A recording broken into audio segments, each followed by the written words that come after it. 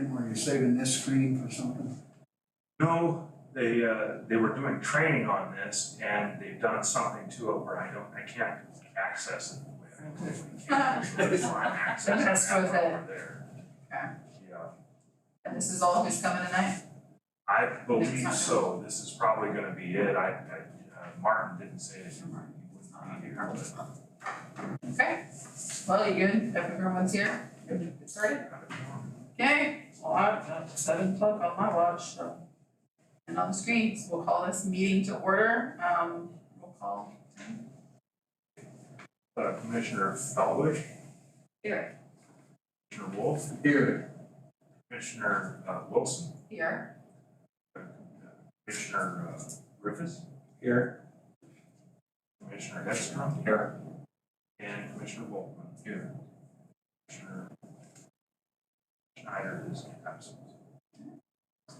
We have a motion for approval of the minutes from September 21st meeting. So minor clerical thing, but I was not listed as present or absent, but I was listed as expressing the need for information on bonding from county. Oh. Oh, we missed you. As I was reading through this, like, I don't remember being at this meeting. I'm like, I wasn't there and I wasn't absent. So, minor details. So you were Evidently. you were, I forgot. Yeah, you were. I saw the video. So it shows he seconded the motion on approval of the minutes. Or somebody disguised. Somebody disguised. So I guess, do we have a motion on approval of minutes with corrections? So moved. Second. All right, so we're moving second. All those in favor say aye. Aye. All right, no opposed. And new business, TXT 23-03. Okay, this is a resolution amending the zoning regulations, Article 12, regarding floodplain district regulations, replacing the currently enforced flood insurance study and flood insurance rate map with the effective date of 1988, December 16, 1988. With the revised flood insurance study and flood insurance rate map with the effective date March 13th, 2024. This resolution or this meeting was published on October 23rd, and the staff is recommending approval. What we've done is, the only thing I need to point out is it's something I spoke with Commissioner Griffiths about before we started, which is the only thing that's changed that being enforced is FEMA has now come out regarding giving us direction on ag structures. In the past, what me and everyone else have done, there's been kind of like ambiguous guidance in the past from FEMA and as to how to handle ag structures. And so what we've done is people like myself and floodplain administrators have always been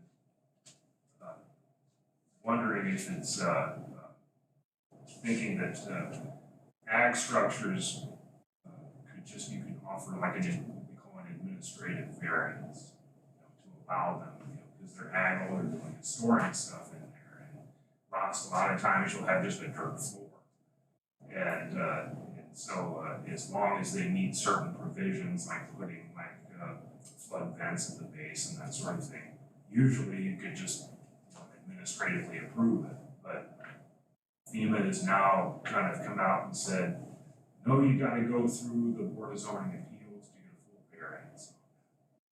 And that kind of like bumfuzzled all of us because we were like, well, we've been doing it this way for so long. I mean, is it there, they said no, and what they're gonna do is they're gonna give us the option.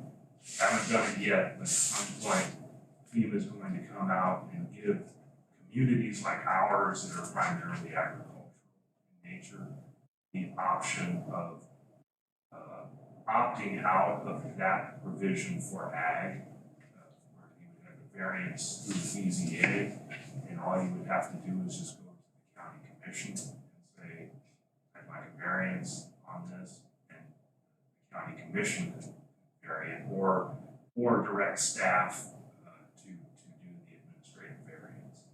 Right now, they don't have any guidance for that type of provision yet, but it's anticipated that they'll come out with that at some point, hopefully sooner than later, because I've got several counties that want to jump on that, adopt that, opting out of that for the ag structures, because it would make it a whole lot easier on property owners if they could just, I could grant administrative variance and they can put up their ag structure.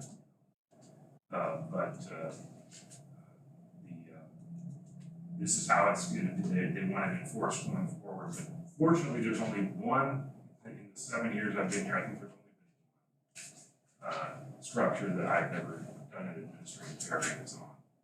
So that was a few years back. A lot of times, Dickinson County is not like Saline County. Saline County's got tons of floodplain everywhere. Properties that are really close to Salina, they're ag and they're in the floodplain. Ag structures in it, but here it's not quite that way because we don't have a whole lot of floodplain. And the other thing I kind of wanted to point out tonight is the new maps really show a reduction overall in the number of properties that are in the floodplain compared to what was previously enforced. They've done collected LiDAR data and 2-foot contours, flyovers for all the counties, and what they've done is they've tried, when they did that, it really shrunk they found it shrunk the floodplain considerably. It makes it more accurate as to where the floodplain actually is because I think the current maps that have been enforced since 1988 have been, 10-foot contours. So you've got that 1 in 10 chance you're going to be in a floodplain or not in the way that it's drawn on the map if you're in it. So now this is much more accurate, and just to kind of show you, to compare, the maps currently enforced are really hard to read also. So the one thing I'll say about FEMA is that they at least heard our concerns about visibility. You cannot read, they've got dark text on top of dark area. So I can see where that is. And it's really hard to read that. So compared to that now to what's coming out, which is this, they were really great to put everything on aerial photograph, which is great. And they've done a color coding much better. And they labeled it much better. So it's much easier to read, much easier to enforce now and more accurate. So was it worth the wait? We've been waiting since 2019 on this. And I said normally it would take probably about a year and a half to do. But what happened was, I hate to say it, one of my previous employers in Western Kansas, we sued FEMA back in 2007. And because they didn't give us enough information or enough time to really review, they only give you back then they would only give you 30 days to review your maps. We told them, wait a minute, and then all of a sudden they changed the maps and they put, I don't know how many of you are familiar with Garden City, but there's a drainage ditch that runs right down the middle of town.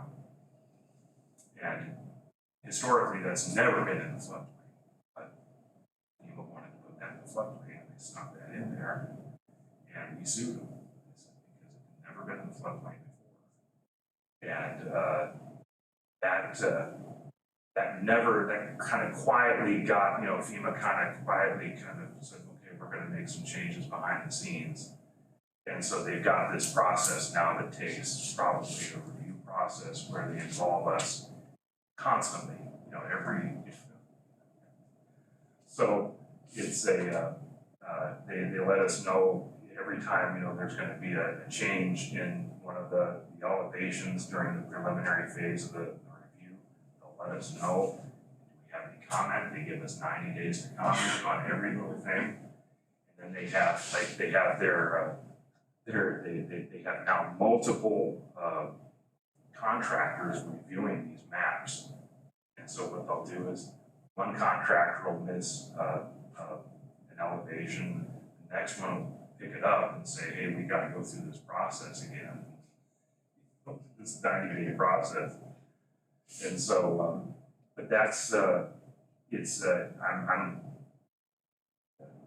from here it'll go to your recommendation will go to the county commissioners. They'll be seeing these on the 14th of December. So with that, I'll just turn it over to you all if you have any more questions. So I just kind of want to make sure I'm understanding the current text and then the new revised text. Right now, somebody could build a building with the floodgate or the flood, what do you call them, the flood? Just the flood vents. The flood vents in Yeah. and that will be effective. That's the old text, and that will cease to be until they rewrite and put that variance Right. in. Okay. Yeah, basically what it is they would have to, if they want any kind of flood vents in there, they would have to go through. Okay. Now. But then when they alter their text, then they can come to like you or somebody and get that variance. Okay. Yeah, and once FEMA gives us direction on ag structures, we'll know that it's typical FEMA. We don't know when they're gonna do it. Right. Okay, I just wanted to make sure I understood, so Yeah. I'm good. Have any discussion or questions?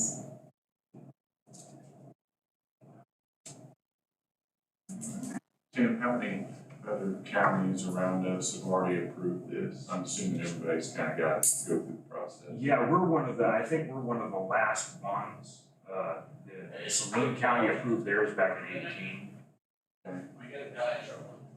And I think Geary County did theirs in 2019. And so everybody around us has pretty much updated. I think we're the last ones. We started back in 2019 is when we started with what they call the working maps, where they just give us the rough maps. And we held like two or three public hearings. One of those was in Solomon because Solomon was jumped to be just totally inundated. As we said, so what we did is the other thing that's changed is FEMA said, okay, let's hear some anecdotal data. Okay, let's give us some anecdotal evidence that there was no flooding in this area. And so they would come with pictures and date stamped and everything and showing that from like the 93 flood, there was no flooding or the most recent flooding or whatever. And so they took that into consideration as well. And so they modified those maps when they went from the working phase to the preliminary phase of maps. It shows where they took that into consideration, and now it just shows a lot of the Solomon streets are what they refer to as shallow flooding, which is like less than 3 feet in the streets, but none of the parcels are adversely affected. It's just the streets. So it's they listened, and so I was really surprised. I wish they would have listened when I said Old 40 over by Key Road doesn't really flood that much. They've got that area in floodplain. I was hoping they would have taken that out because I said when we had that really heavy rain back in, I guess it was 2019. We had all that rain, and I drove down there, and I said, "This isn't flooding at all over here. Why do they have us, as a zone 8?" So I tried to plead my case to them, and they said, "Nope, our study shows that it's going to flood there." So anyway, that's it, and like I say, I've not heard any. I know the realtors are going to be really happy now that this is going to be going into effect because The effective date on this will be in March. Even if the county approves it, you know, I won't technically go into effect until March, but I can still use the elevation data on these new maps, so surveyors can, if somebody wants to get a letter of map amendment, they can using these new elevations, even though they haven't, doesn't really go into effect until March. And so, that's where we're at, and if there are questions from that.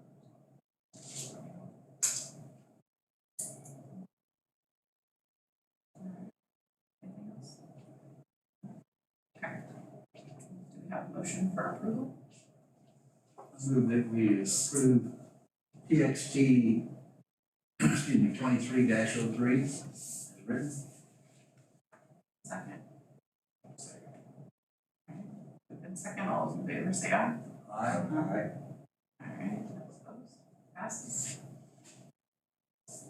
So old business, No old business, I was gonna give you an update, I almost have all of my, the information you all were wanting, for the solar stuff at the last meeting. I'll probably have that for you in the December meeting or the January meeting, it just depends. December, we've got, our first subdivision exception case coming forward, that we adopted, you all recommended adoption for, and it is now our regs. So somebody just back in 2018 split a property for residential, and now they want to split the other one to the south off of that same parent parcel. So I said, well, this will be a good example of that new, good test of that new regulation that we have. So that's going to be coming before you. I also have a small subdivision, 4-lot subdivision, and a rezoning to suburban residential that will be heard next month. And my thought is, it's not anywhere near any other subdivisions, so I'm not thinking we're going to get a lot of pushback like we did. For those of you who remember the situation in the town, like that, opponents do it, but you'll be hearing, like I say, that subdivision, rezoning, and that subdivision exception next month. Where's it proposed to be located? Is spitball? It's over by, it's just south of Chapman. Out of the floodplain. Oh, yeah. Yeah, I mean, you never know. Well, there's a portion of it, the guy, he did his due diligence, he had Call Valley do a thing to show that it's in there. There's a portion that's on the back part, would be the back part of the lots, just a little portion that's in it, but the building area is going to be where they're all gonna be 8-acre lots, there's 4 8-acre lots. And so, he says that there's, some demand for that out there in that area. So, see how it goes. Where are we on the solar or the windmills? Still kind of in hiatus until the second quarter of next year when they say they're going to submit it. I've been trying to be in regular communication with the developer to make sure that there's no changes and there's the timeline that they're trying to keep to, but they're not, it's like, I think, that there's some controversy lately with different stuff, with the wind stuff, and so that's why one of the reasons I want to try to keep in touch with them to make sure that it's not going to be pushed back any further. Anyway, but right now we're kind of waiting to kind of work with them on the head of going to the planning commission, working on negotiating like road maintenance agreements and stuff like that, so ahead of time, so that does come and it does pass. All of that will be presented to you and say they have a maintenance agreement in place.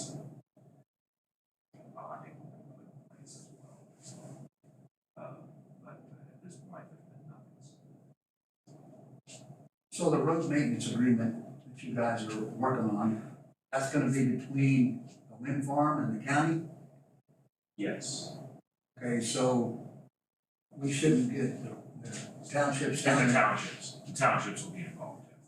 Okay, so, and that's all I'm saying is, so if there's damage, the township shouldn't get a call. Right, right, what they're gonna, I don't know how it's gonna work exactly, because it's, I think we've got it where there's gonna be like one contact, like if there's a problem with, we're gonna have one contact where we can say, okay, well, there's a problem over here, we don't have to, and that contact will notify the, township and us, and just let us know.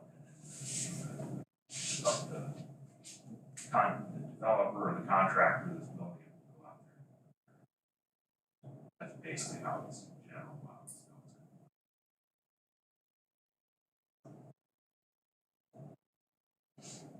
Alright, anything else for adjournment?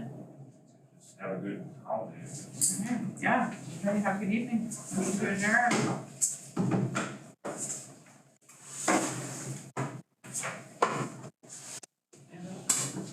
Ready to go, Mom? Get up, get to go.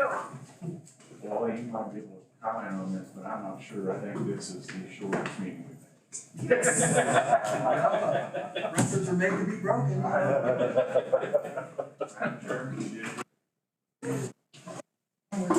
The agenda.